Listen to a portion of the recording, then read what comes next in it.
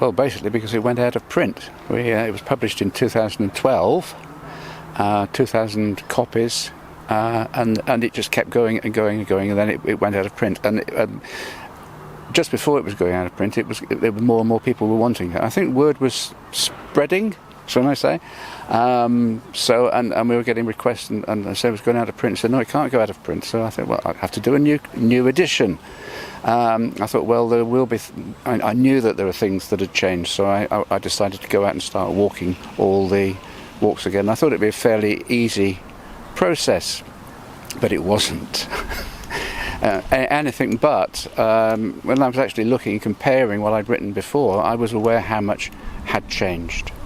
From little things, names of shops changing, pubs closing, etc., to major things like the Western Riverside, etc., etc. So it's packed full of new photographs too. About 220.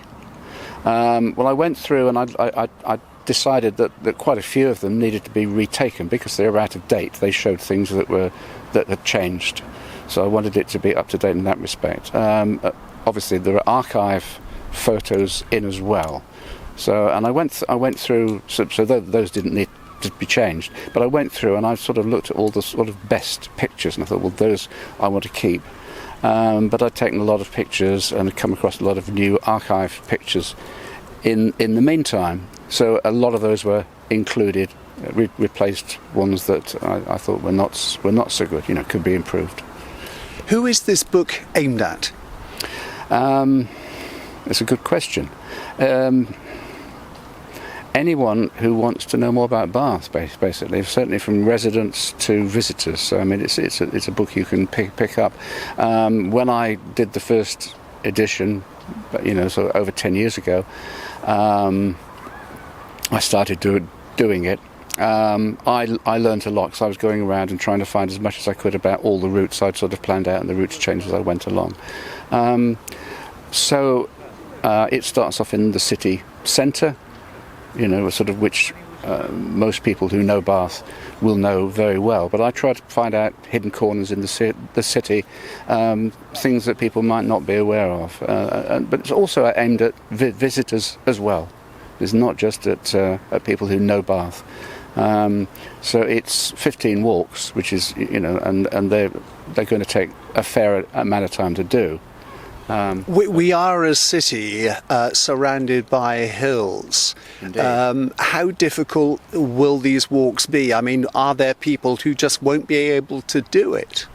Well, some walks, yes, because some walks go up and explore the woods. But I think about 10 of the walks are all, I'd say, wheelchair friendly. I mean, there are hills, there are slopes, but they're all on sort of paths which people with motorised wheelchairs could do, and don't involve steps or stiles or anything like that. So I mean, so some of them are more challenging. Obviously, the ones around the centre are fairly straightforward, but then we start to go up to Beckford's Tower, Prior Park, Coombe Down, and so on and so forth, which is a bit more challenging. But that's not bad. 2/3 of the walks are very manageable by most people. Now, look, you're a historian as well. You know a lot about this city. There's nothing new, is there, when it comes to enjoying walking in Bath? Absolutely not. I mean, this is why this was one of the big things that Bath was known for in the 18th century. It was part of the health cure. People came for the health cure. They went to the spa, the bars. They drank the waters, and they were advised by the doctors to go out and walk in the surrounding countryside. And people like Gainsborough, for example, who lived in Bath and worked in Bath, loved just sort of wandering off into the countryside or riding off into the countryside and sketching. Just take one example, but I mean it was sort of a known thing. You are bang up to date in that, the book went to the printers at the beginning of the pandemic, the lockdown, the fact that we have to re-evaluate many, many things.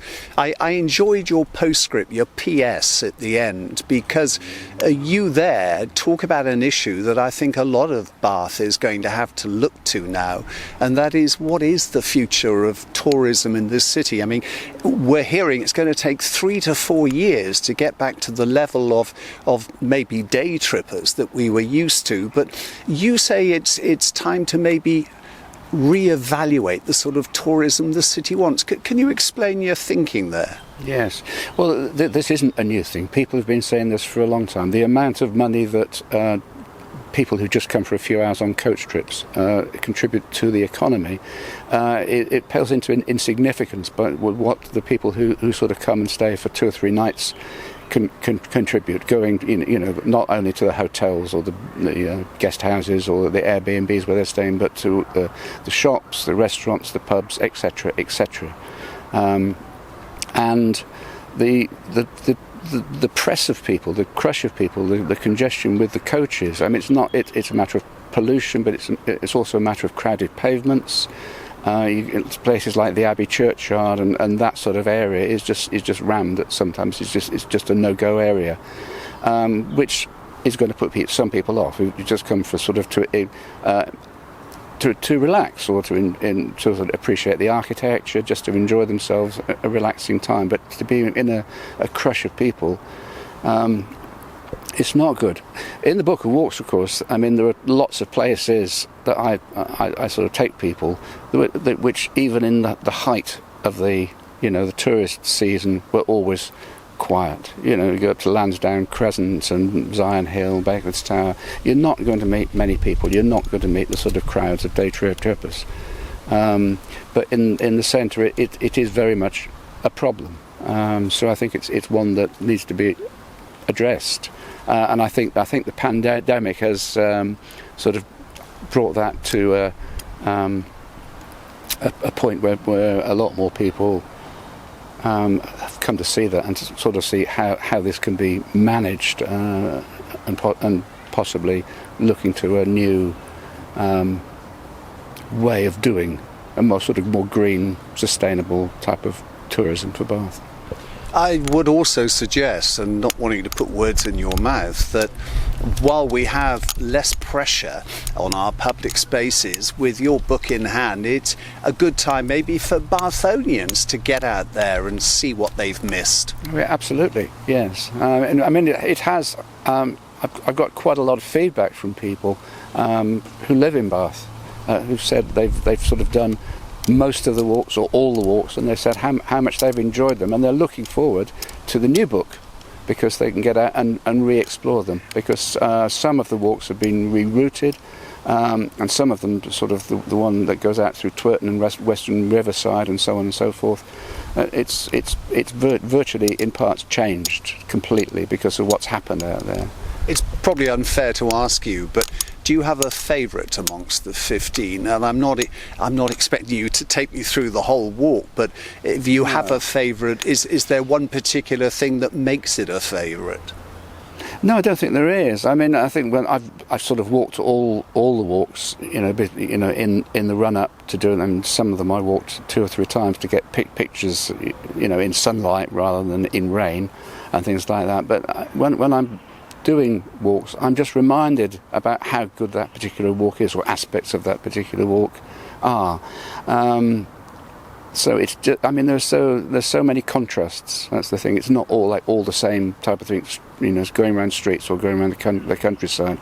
There's such variety, and you're constantly seeing things in a different way. I mean, it's just on a day like this with the sun out.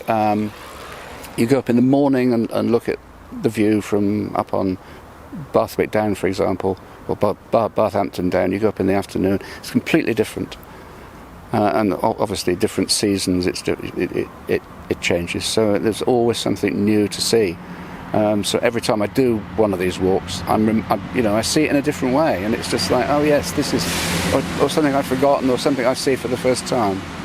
And we have to thank Mr. Isambard Kingdom Brunel for the fact that we have trains running through Sydney Gardens. Yes. Andrew, thank you very much.